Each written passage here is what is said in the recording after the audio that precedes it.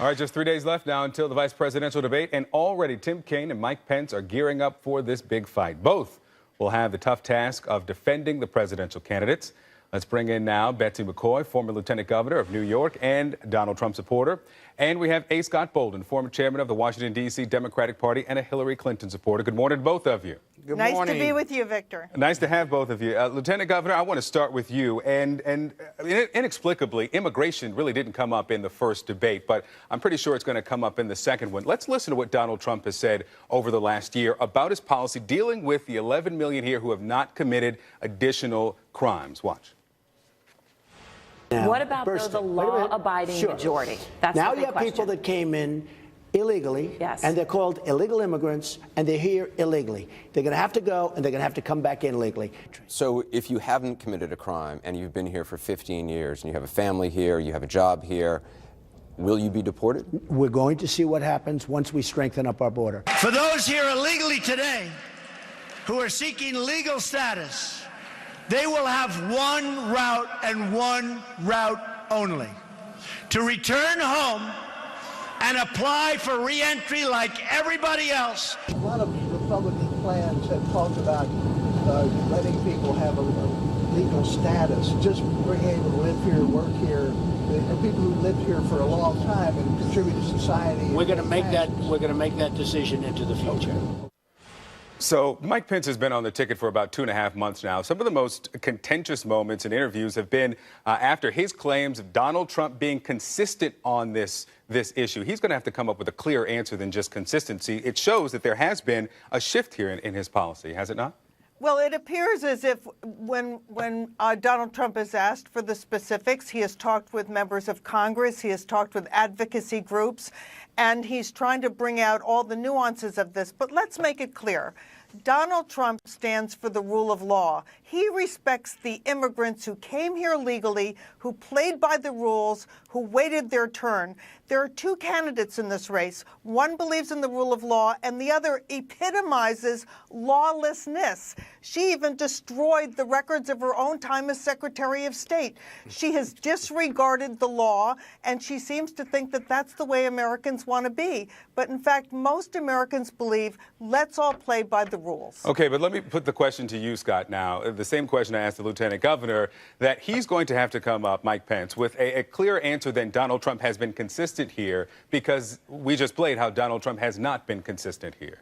Well, he certainly hasn't been consistent. Over the course of the last couple of months, he's been all over the place. Is it 11 million that get deported? Is it 5 or 6 million? And look at his 11-point plan. Number 8 or 9, I'm sorry, his 10-point plan. Number 8 or 9 says he's going to not only make it more difficult for them to come back, because he'll make it more difficult for them to get jobs. And then look at the next point on his immigration plan. And this is important. He says he's going to put policies in place to return immigration to historical norms. Historical norms, when America was not as brown as it is today, our historical norms are of Northern European descent, and that's written in his written plan. Now, having said that, Pence has to defend not only the inconsistencies, but he's also got to defend that 10-point plan of his, and it's indefensible because it's not clear whether it can even be implemented, because you've got to go to Congress. So Let me just respond to this very quickly, Victor. This is not about race and ethnicity. Donald Trump has said about that. No, it's exactly about that. Hold on, Scott. Let me finish. It is not about race and ethnicity. Donald Trump and most Americans believe everyone should be welcome in who comes legally, and we should give preference to people who come with skills, with the ability to support their families, with education. That's the way Canada and most other countries do it. But you have 11 million immigrants here, illegal or otherwise.